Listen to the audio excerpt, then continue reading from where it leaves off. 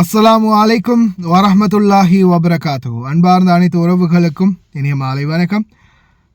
மீண்டும் ஒரு சோகமான தகவல் வெளியாகி உள்ளது. வெளிநாடு வாழ் தொழிலாளர்கள், அதாவது நாம் ஹவுஸ்மேட், ஹவுஸ் டிரைவர், அதே மாதிரி இந்த கம்பெனிகளில் ஃபேக்ட்ரிகளில் வேலை பார்க்குறவங்க, இந்த மாதிரி தொழிலாளர்களுக்கும் இனி வரும் காலங்களில் வரி விதிக்கப்படும். 1,50,000 ரூபாய்க்கு உட்பட்ட பரிவர்த்தனைகளுக்கு வரி இல்லையா? அதாவது 1,50,000 ரூபாய், அதாவது குறைஞ்சது ஒரு 150 தினாருக்குள்ள சம்பளம் எடுக்கக்கூடியவங்களுக்கு இதில் வரி விலக்கு அளிக்கப்பட்டிருக்கின்றது. அதுக்கு மேலதிகமாக 1,50,000க்கு மேலதிகமாக நீங்கள் பணம் அனுப்பினால, அதாவது குறைந்தபட்சம் 2,33,333 ரூபா வரைக்கும் உள்ள பண பரிவர்த்தனைகளுக்கு 6% வரி விதிக்கப்படும் அப்படின்னு தெரிவிச்சிருக்காங்க. அதாவது குறைந்தது ஒரு 5,000 ரூபாய் வரியாக விதிக்கப்படும். அதே போல் ஒரு 3,50,000 ரூபாய்க்கு அல்லது அதற்கு மேற்பட்ட அமௌண்ட் 15% வரி விதிக்கப்படலாம். 15% வரி என்பது கிட்டத்தட்ட 17,500 ரூபாய் வரைக்கும் உங்களுடைய ஒரு லிமிட்டான சம்பளத்திலிருந்து வெட்டப்படலாம்.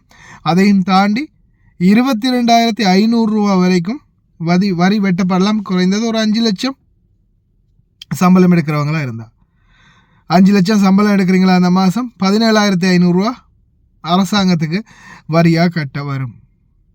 அதே மாதிரி ஒரு அவசரத்துக்கு பணம் அனுப்பக்கூடிய சூழல் வந்தால் என்ன பண்ணுறதுன்னு தெரியல. ஒரு 5 லட்சம் 10 லட்சம் அவசரமாக அனுப்பணுன்னு அதுக்கு நம்ம இங்கே கட்டணத்துக்கு வேறையா செலவு பண்ணுற மாதிரி வரிக்கும் வேறையா சேர்த்து பணம் சேர்த்து தான் அனுப்பணும் போல். இப்போ 10 லட்சம் அனுப்பணுமா இருந்தால் அதுக்கு வேறையா 30,000 40,000 வரிக்கும் சேர்த்து காசு போட்டு தான் அனுப்பணும் போல் இருக்குது.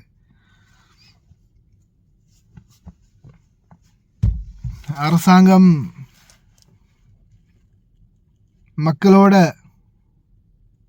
மக்களோட உணர்வுகளில் விளையாட ஆரம்பிச்சிட்டாங்க போல தெரியுது.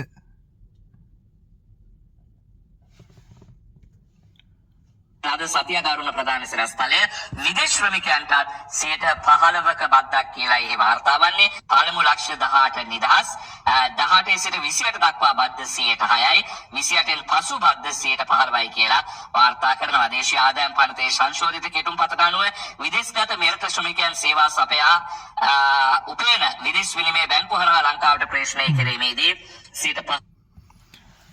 அதாவது நாங்கள் வெளிநாடுகள்லேருந்து சம்பாதிக்கிற பணத்தை பேங்க் மூலமாக சட்ட ரீதியாக நாட்டுக்கு அனுப்பும்போது கடுப்பேத்தாதங்கடா டேய். பேங்க் மூலமாக காசு அனுப்பும்போது 15%, அதாவது 1,50,000க்கு உட்பட்ட பரிவர்த்தனைகளுக்கு எந்த ஒரு வரியும் இல்லையாம். 2,50,000லேருந்து 3,50,000 வரைக்கும் கிட்டத்தட்ட 17,000 வரைக்கும் வரி விதிக்கிறதுக்கு வாய்ப்பு இருக்குது. அதே போல் அதுக்கு அடுத்த கட்டம் 5 லட்சம் இருந்தால் கிட்டத்தட்ட 22,500 ரூபாய் வரைக்கும் வரி விதிக்கிறதுக்கு வாய்ப்பு இருக்குது. அதாவது 500-600 தினார் சம்பளம் எடுக்கிறவங்க 5 லட்சம் ரொக்கமாக நாட்டுக்கு அனுப்பினீங்கன்னா 22,500 ரூபா கவர்மெண்ட்டுக்கு கட்ட வரும். அதுதான் சொல்ல வாரது. අලවක උපරිමයක් දක්වා බදු අය කිරීමට නියමිත බව දේශීය ආදායම් දෙපාර්තමේන්තුවේ අභ්‍යන්තර ආරංචි මාර්ග සඳහන් කරනවා. 2019 වසරට පෙර කාලයේදී විදේශගත ශ්‍රමිකයන් උපයන ලද විදේශ ප්‍රේෂණ මෙරටට එවීමේදී 2017 වසරේ අංක 24 දරන දේශීය ආදායම් බදු පනතේ 5 වෙනි උපලේඛනයේ 11 ඊ වගන්තිය අනුව රුපියල් ලක්ෂ 150ක් දක්වා වූ මුදලක් බද්දෙන් නිදහස් කර තිබුණා.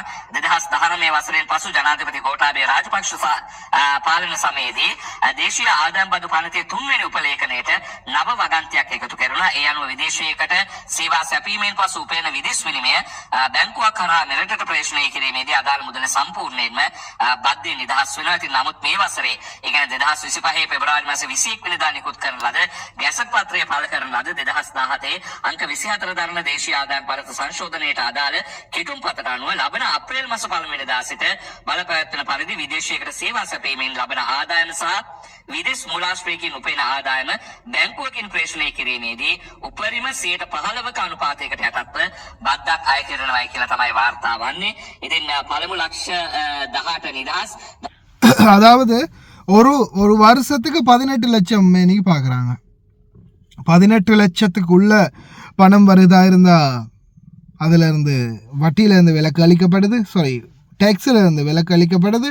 அதே போல் 18 லட்சத்துலேருந்து 28 லட்சத்துக்கு உள்ளே இருந்தால் 6% வரி விதிக்கப்படும் அப்படின்னு தெரிவிச்சிருக்கிறாங்க. அதையும் தாண்டி 28 லட்சத்துக்கு மேலே இருந்தால் 15%. அதாவது சாதாரணமாக நீங்கள் ஒரு 5 லட்சம் பணம் அனுப்புகிறீங்களா இருந்தால், மாதத்துக்கு ஒரு 5 லட்சம் பணம் அனுப்புகிறீங்களா இருந்தால் அந்த 5 லட்சத்துலேருந்து கிட்டத்தட்ட ஒரு 22,000 கழியும் இந்த டேக்ஸுக்காக. இதுதான் இப்போதைக்கு கிடைச்சிருக்கிற தகவல். තරුණයන් රට අතහරියද ඒ තවත් ශ්‍රේෂ්ඨයක් සම්බන්ධයෙන් පැන වූ බද්දක් පිළිබඳව ඉතින් 15%ක සේවා අපනයන බද්ද සර්විස් එක්ස්පෝර්ට් ටැක්ස් පැනවීම හේතුවෙන් ශ්‍රේෂ්ඨයේ නියැලී සිටින නිදහස් වෘත්තිකයන් 80,000 ලක්ෂයක් අතර වූ පිරිස අතරින් 50%ක් පමණ දෙනා රට අහැර යාමේ අවදානමක් මතුවී ඇති බව නිදහස් වෘත්තිකයන්ගේ සංගමේ ප්‍රකාශකයෙක් සඳහන් කර සිටිනවා. ඔන්ලයින් ව්‍යාපාර දැනටමත් තමන් බොහෝ අපහසුකම් මැද කරගෙන යන බවත් රජයෙන් කිසිදු සහනයක් හෝ යටිතල පහසුකම් දියුණු කිරීමක් හෝ නොකර ஆன்லைன் வியாபாரம், அதாவது ஆன்லைன் பிஸ்னஸ், ஆன்லைன் மூலம் பிஸ்னஸ் பண்ணுறது, ஆன்லைன் மூலம் ட்ரைனிங் கோர்ஸ் இந்த மாதிரி விஷயங்களை ஈடுபடுறது, அதே மாதிரி யூடியூப் இந்த மாதிரி விடயங்களில் ஈடுபடுறவங்களுக்கும் மிகப்பெரிய ஒரு பாதிப்பு ஒன்று ஏற்பட்டிருக்கு அப்படின்னு சொல்கிறாங்க. இதில் இப்போ எங்களை பொறுத்தவரையிலாம் நான் சொல்லிட்டேன், அமெரிக்காவுக்கு நாங்கள் டெக்ஸ் கட்டுறதால ஒரு நாட்டுக்கு டெக்ஸ் கட்டினா இன்னொரு நாட்டுக்கு டெக்ஸ் கட்ட வேண்டிய தேவை இருக்காது. அதே மாதிரி தான் யூடியூப்லேருந்து வருமானம். இப்போ சாதாரணமாக 1.5 லட்சத்துலேருந்து 2 லட்சத்துக்குள்ளே வருமானம் எடுக்கிறவங்களுக்கு எந்த ஒரு டேக்ஸும் இல்லை. அதை தாண்டி 5 லட்சம் 10 லட்சம் 20 லட்சம் 30 லட்சம்னு யூடியூபர்ஸ்லாம் காசு எடுக்கிறவங்க இருக்கிறாங்க.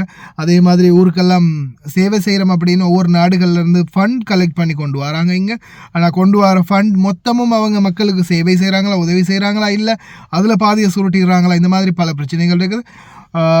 அது அண்டர் இன்வெஸ்டிகேஷனில் இருக்குது. அது எப்படி வரும்னு சொல்ல முடியலை. ஆனால் யூடியூபர்ஸுடைய பிரச்சனை இருந்தாலும் வெளிநாட்டு தொழிலாளர்கள் சாதாரணமாக அவங்களுடைய அந்த பணத்தோடைய லிமிட் குறைஞ்சது ஒரு 5 லட்சத்துக்குள்ளே வச்சுருக்கலாம். சரி, மாதத்துக்கு 500 தினார் சம்பாதிக்கக்கூடியவங்க இருக்கிறாங்க. ஆனாலும் சும்மா சம்பாதிக்கலை இல்லையா. சிலர் இப்போ பார்ட் டைம் ஜாப் எடுத்து குறைஞ்சது இன்னொரு இடத்துல ஒரு 2-3 இடத்துல பார்ட் டைம் ஜாப் செஞ்சு சரி சம்பாதிக்கக்கூடியவங்க இருக்கிறாங்க. அப்போ அப்படிப்பட்ட மக்களுடைய நிலைமை என்ன? நாட்டில் வீடு கட்டணும், குழந்தைக்கு கல்யாணம் முடிச்சு வைக்கணும், இந்த மாதிரி பல வேலைகளுக்காக பல விடயங்களுக்காக கஷ்டப்படக்கூடிய தொழிலாளர்கள் இருக்கிறாங்க. அப்போ அவங்களுடைய நிலைமை என்ன? சாதாரண ஒரு 5 லட்சத்துக்கு மேலே அல்லது ஒரு 3 லட்சத்துக்கு மேலாவது ஆஃப்டர் ஆல் வச்சிருக்கலாம் வரி விலக்கு.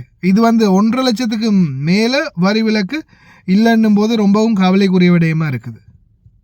එක්වරම අලුත් බද්දක් පැනවීම මූර්තිකයන් අධෛර්යවත් කිරීමක් බවත් ඔහු සඳහන් කරනවා. ඉතින් ආර්ථික අර්බුද සමයේ ලංකාවේ ආර්ථිකය බිඳ වැටීමට නොදී රැකගත් ලාංකික තරුණ පිරිසට රජය මේ ආකාරයට සැලකීම අසාධාරණ බවත්, නව බදු ගෙවීමෙන් පසුව සැලකිය යුතු ලාභයක් ඔන්ලයින් ව්‍යාපාරවලින් ලබාගත නොහැකි බවත් ෆ්‍රීලාන්සර් සංගමය චෝදනා කරනවා. ඉතින් ඒ අනුව අලුත් තරුණයන් බොහෝ පිරිසක් රට හැර යාමේ අවදානමකින් පසු වන බව තමයි ඔහු සඳහන් කරන්නේ.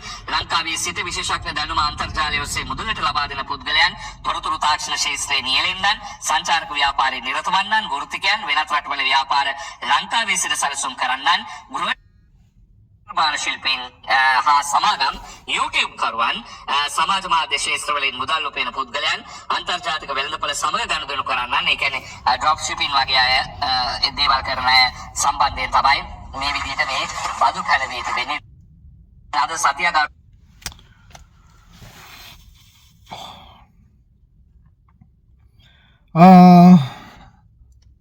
கவர்மெண்ட் ஏன் இப்படி பண்ணுறாங்க அப்படின்றது இன்னும் ஒரு கிளியரிஃபிகேஷன் இல்லாமல் இருக்குது. ஆனால்